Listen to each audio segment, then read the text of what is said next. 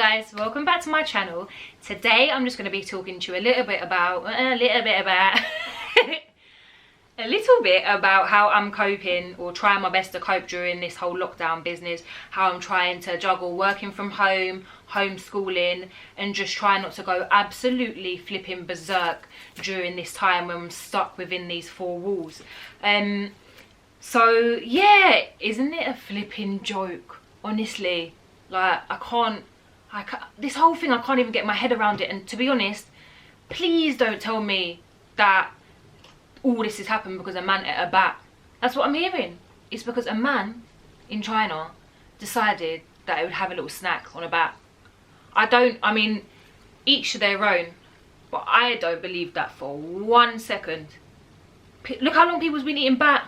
People's been eating bat, rat, cat, all kind of madness. Do you know what I mean? You've got people in France on a regular eating frogs' legs and snails and all them things.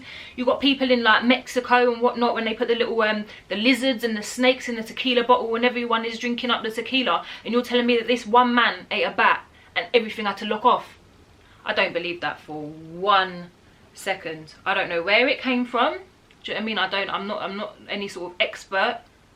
I can't fathom the fact that all this has happened because a man decided to have flipping bat in black bean sauce with a little jasmine rice.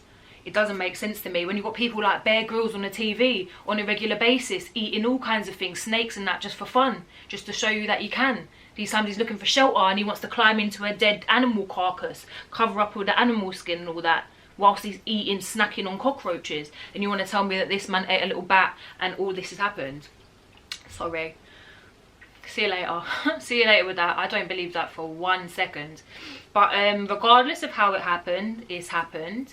Regardless of your views, whether obviously some people think it's like a load of crap, fair enough. Some people obviously are taking this super seriously.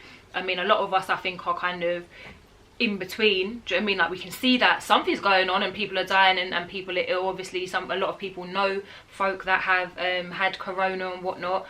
But how it came about, boy, it's one of them things that we will never find out anyway. Like, no one's gonna admit to anything, no one's gonna snitch on anyone when it comes to it, because they'll be held accountable for shutting the world. Got me trapped up here like some flipping, I don't know what, animal in a cage.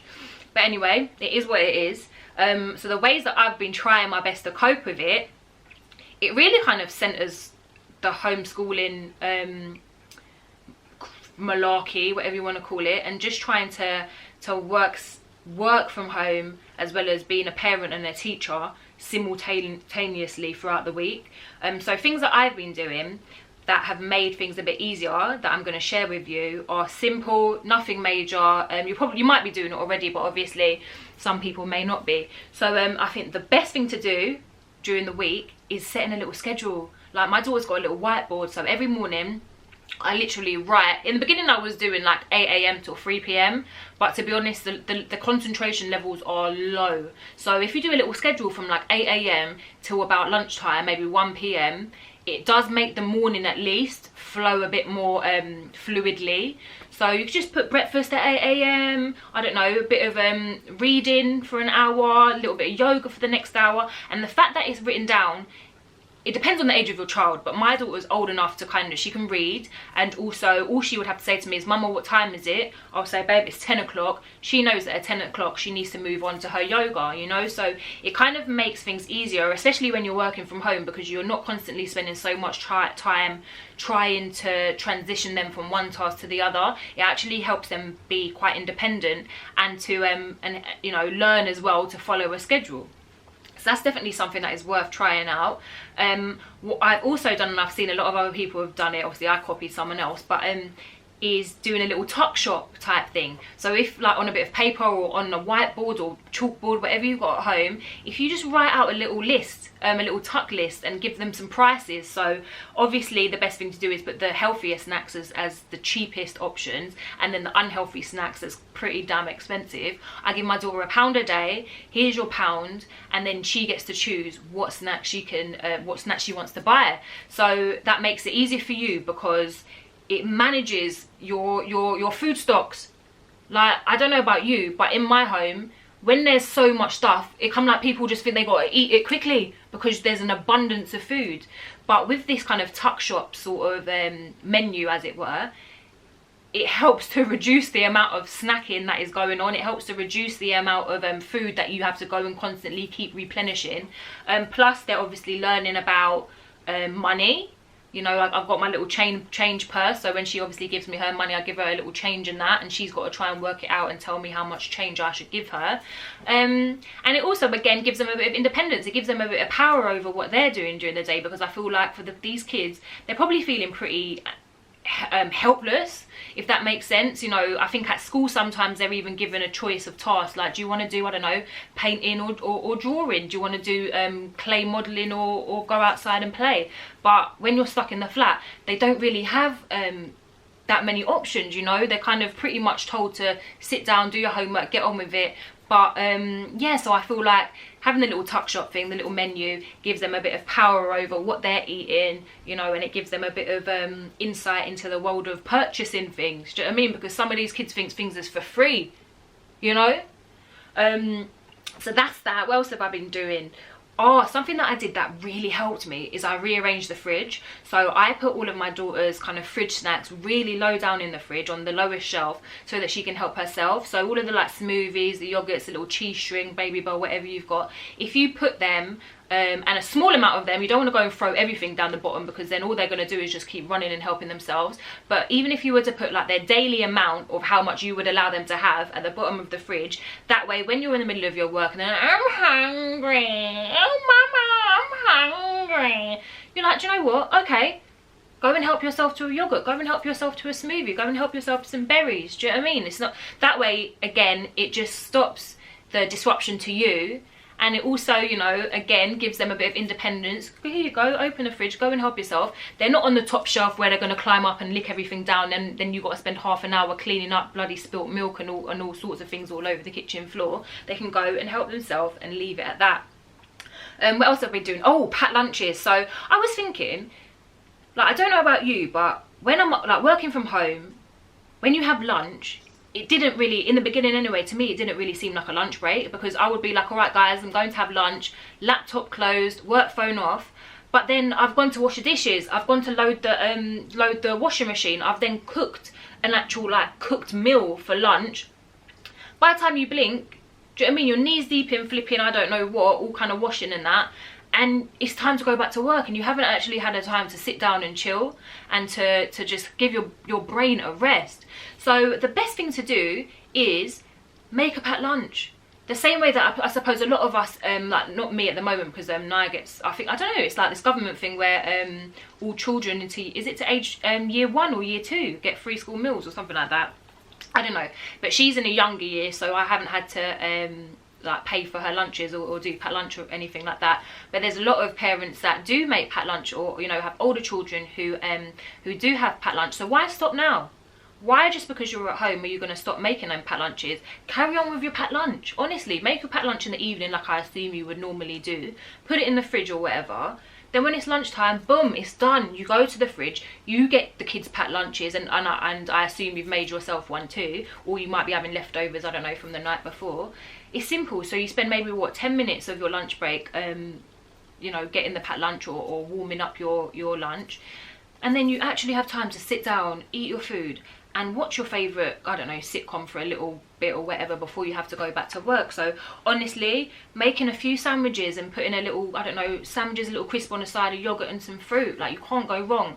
Like, don't stress yourself out about cooking, because I don't know about you, but I feel like during this lockdown, I've spent so much money on food, not because I'm stockpiling anymore, because I did do a little stockpiling, but because there's so much more meals. And I know obviously lunch is only one extra meal a day, because of course you would already be doing, well, actually, having said that, some people's kids go to breakfast club, so it may be that you're actually spending money on 2 more meals than what you usually would be. So yeah, I've spent so much more money just trying to cater for this extra meal in the middle of the day. And it all adds up at the end of the day. So I would say, if you want to, obviously, just see how it goes, continue doing your same packed lunch. Give them the little packed lunch. It's not going to kill them, because they would be having that same sandwiches, no? If this didn't happen and they were back at school, they would still be sitting down eating them little dead cheese sandwiches. If that's what they got to have, that's what they got to have at the end of the day, just so that you can have a little peace of mind, a little peaceful time during your lunch to chill. Like, you've been, like, honestly, working from home, as much as some people make it seem as if it's easier, I totally get it for people that have a commute, which makes sense, because I live really close to work, so I could literally walk to work in about maybe half an hour, drive to work in damn near like under 10 minutes. So I suppose for me, I'm not really missing out on the commute. Like, a lot of people are so happy because they haven't got that 2 hours to work and 2 hours back. So maybe that's why I'm feeling it a bit more, that the more negative sides of things, because luckily my journey to work is super simple. What else have I been doing? Paying for snatch, I've said that. Oh, and also what is it, a bit of home training, honestly, because I don't know about you, but usually I tidy up and wash up and all them things when my daughter's in bed, so she doesn't really have much of an opportunity to learn how to do those things. So that's something that we're doing. Like, you don't have to constantly focus on this maths, English, science, geography, all of that stuff. Let them learn how to wash the dishes. My daughter's been in the kitchen on a little step stool, I mean in the sink, washing pots. Like, I hate washing pots, so she's happy to do it, because remember, when they get older, they're not going to want to do it. They're actually, my daughter anyway, she's at an age where she wants to help out. She wants to wash the dishes. She wants to load the washing machine. Mate, I'm not going to say no. Let them learn. Honestly, just let them learn. But that's how I've been kind of, just the little things that I have done to try and make this whole working from home and learning from home a bit more, make it go a little bit more smoothly. But do you know what as well? I don't know about you, but when you're trapped inside, you kind of start looking around thinking, oh my God, look how much crap I'm surrounded by. And especially at a time where you're trying your best to kind of keep everything super duper clean, just in case one of these germs is just floating about the place. But when the more stuff you have, the more difficult it is. And with me, mate, I can honestly look around and see so much stuff, and I start to feel my whole body tense up. Like, I look around and think, Jesus Christ, like, how am I gonna manage all of this stuff? Like, the more things you have, the more time you have to spend maintaining it, if that makes sense. Like, I recently went through my daughter's drawers because I started putting things on eBay to try and get rid of some of her old crap. But I was thinking, why does she have so much clothes? Like, on a normal occasion, in normal life, she wears school uniform 5 days a week, yeah? And then she just needs clothes for the weekend then, no? More time, we don't even go out on a Saturday and a Sunday. Sometimes we just go out for the one day in the weekend. So why does she need to have 16 tracksuits, 17 dresses, 29 long sleeves tops, I don't know, 30 pairs of tights to go where? To go to the one place on the weekend. Before you blink, she's grown out of it and you've got a bag of things that you just don't know what to do with. So I'm really, like, this whole lockdown thing has taught me to just be as minimalist as possible. Like, I'm getting rid of, do you know what, I'm quite pleased, because eBay wasn't something that I ever really considered. I'd never tried it before, and I wasn't too sure like how it worked, this whole bidding thing, kind of, I don't know, I wasn't too clued up about it.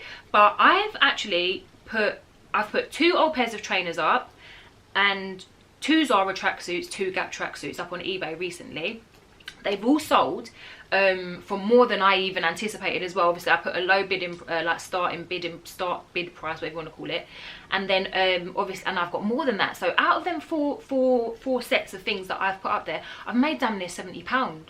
That is £70 that I honestly would have given to the, I know it sounds bad, but I would have given it to a charity shop. Like, but charity starts at home. That £70 better off here, obviously, with me, seeing as I spent the money to get them trainers and them tracksuits. I'm better off, I mean, claw some of that revenue back.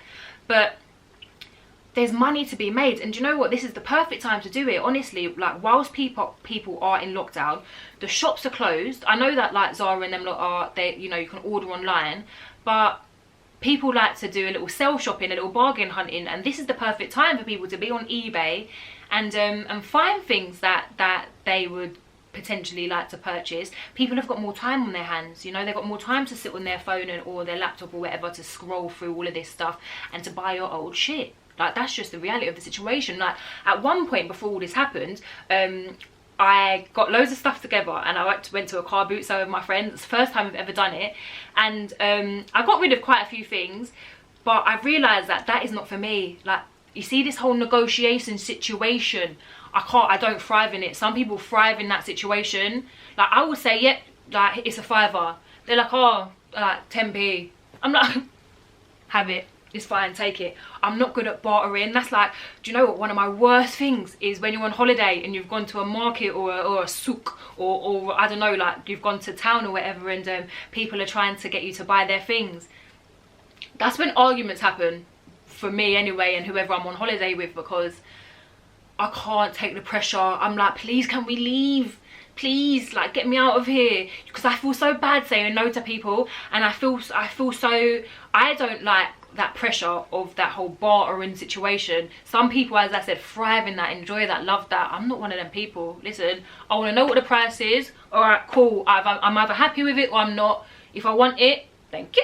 If I don't want it, see you later. I can't handle the people like following you and stuff. So when I was at the car boot sale, I was basically giving things away. I paid damn near, what, £15 to even get into the car boot sale. By the time you make I don't even remember how much I made, but I didn't make that much of a profit by the time I factored in the fact that I paid £15 to bloody get in there. It was a fun morning, but between the car boot sale and eBay, mate, eBay wins every damn day. People spend a lot of money, like, on other people's things. I didn't quite, maybe because I'm not someone, I've never bought anything off eBay before, so I wasn't too clued up on how it all works and the kind of things that are on there. But honestly, like, I sold a pair of like Nike trainers. I'd worn them a few times, but I really, like, you know, you just thought, like, I didn't like them anymore, simple. And they were on top of the wardrobe doing absolutely nothing. Like, and how selfish is that of me to have a pair of trainers up there that I don't use, that I don't wear, that someone else can really may love and put them to good use. Like, but how selfish is that of me to just keep them there on top of the wardrobe staring at me? Do you know what I mean? And this woman, like, when she obviously she bought the trainers, I put them up there, no word of a lie, and they were like barely worn or whatever, but I just wanted to get rid of them. I think I put them on eBay for about £8.50. I ended up getting about £25 for them. By the time, obviously, people did their bidding and whatever, and she messaged me back and was like, oh, thanks, like, you know, great eBayer, you know, lovely pair of trainers. And it's like, do you know what? Everything must go now. Everything's got to go. Why am I looking and tiptoeing around all these 100 pairs of trainers that no one don't wear and whatever because they've grown out of it or they just don't like them anymore? They need to go. There are people out there that will make use of it, especially now a lot of people are jogging more and whatever. I got rid of some of my daughter's old tracksuits.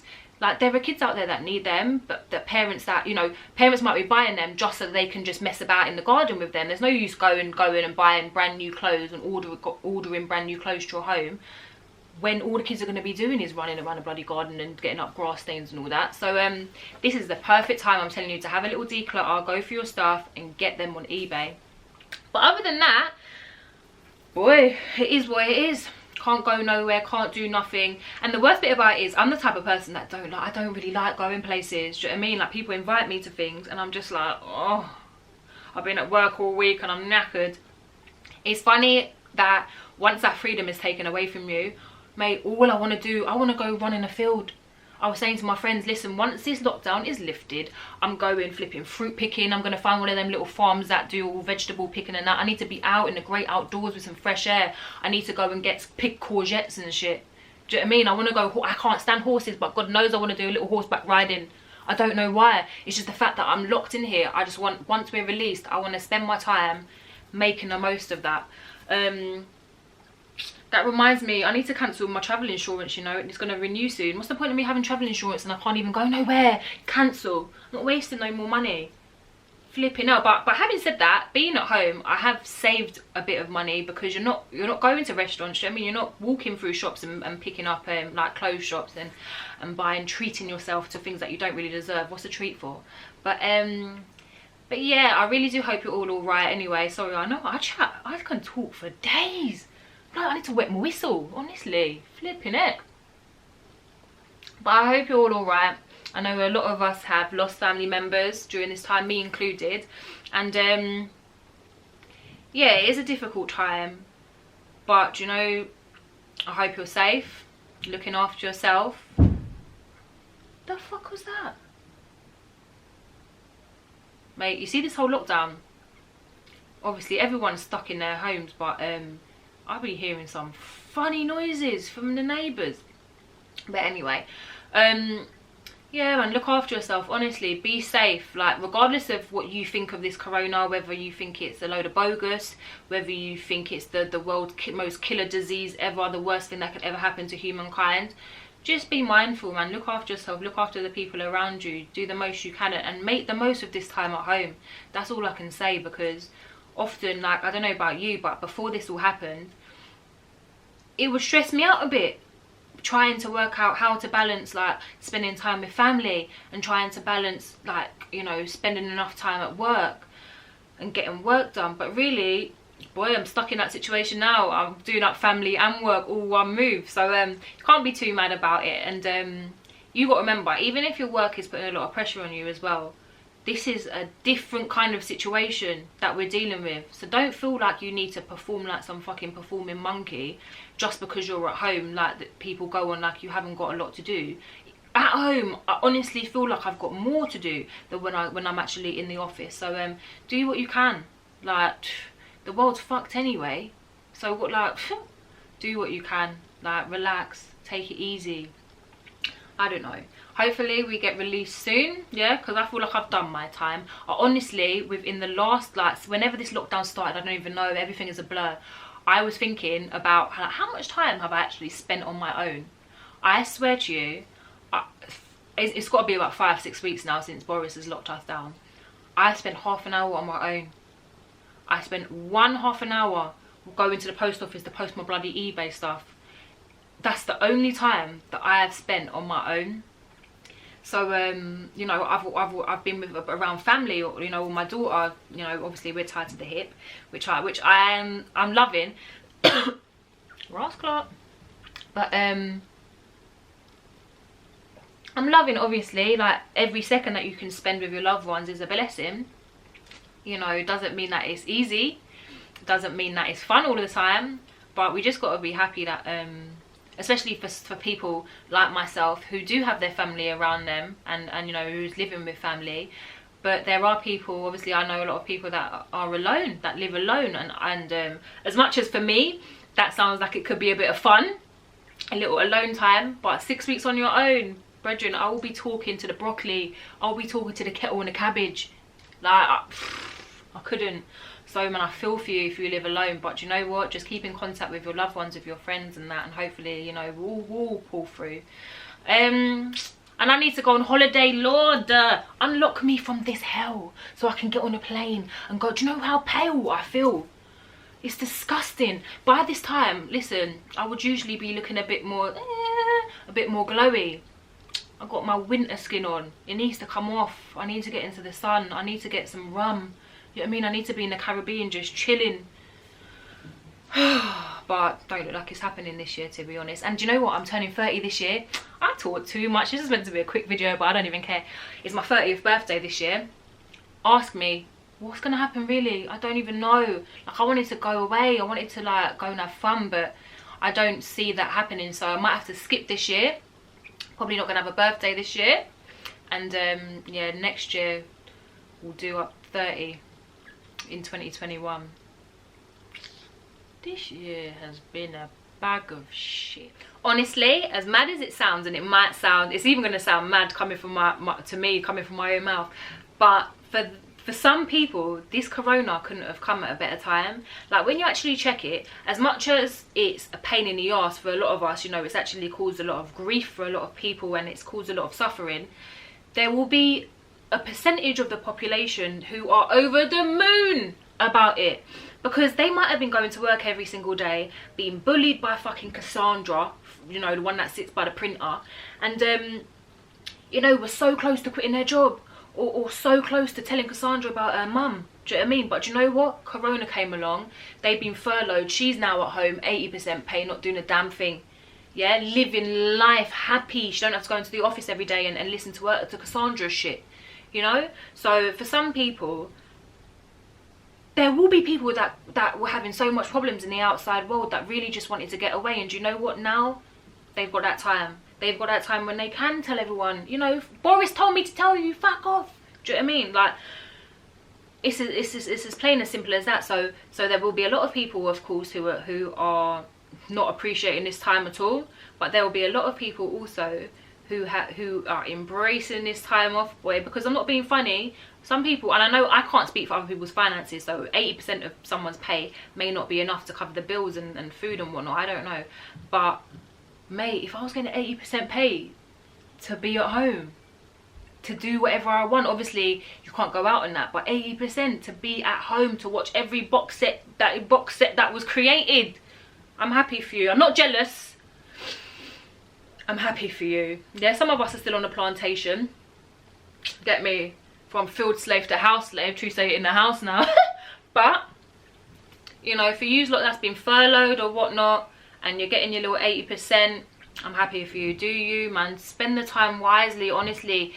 And let me just tell you something, actually, no, I've got to be real with you. If you have been furloughed and you're getting your money and you're at home, if your home ain't pristine, yeah, if everything ain't sorted out by the time this is all done, you wasted your time, honestly. You're at home. So how often do you get weeks to spend sorting out your living area? Bridget, if your house ain't A1 by the time this lockdown's over, you wasted this opportunity. You're an idiot. Mate, your hair should be well conditioned, because you should have a flipping conditioning mask with a little cap on your head every 2 days. You have no excuse. You have no excuse. Get me? Your toes should be lovely, because you know what? Do it yourself, a little pedicure. You ain't got nothing else to do. Sort yourself out, Sally. But anyway, other than that, I talk way too much, so I'm gonna go. I hope you found this entertaining. It gets to the point at the end of the video, I don't even know what the video was about anymore, but you know what? I've said my piece. Look after yourself, you look after you and yours, I'll look after me and mine, and I'll speak to you soon. Mwah. See you later.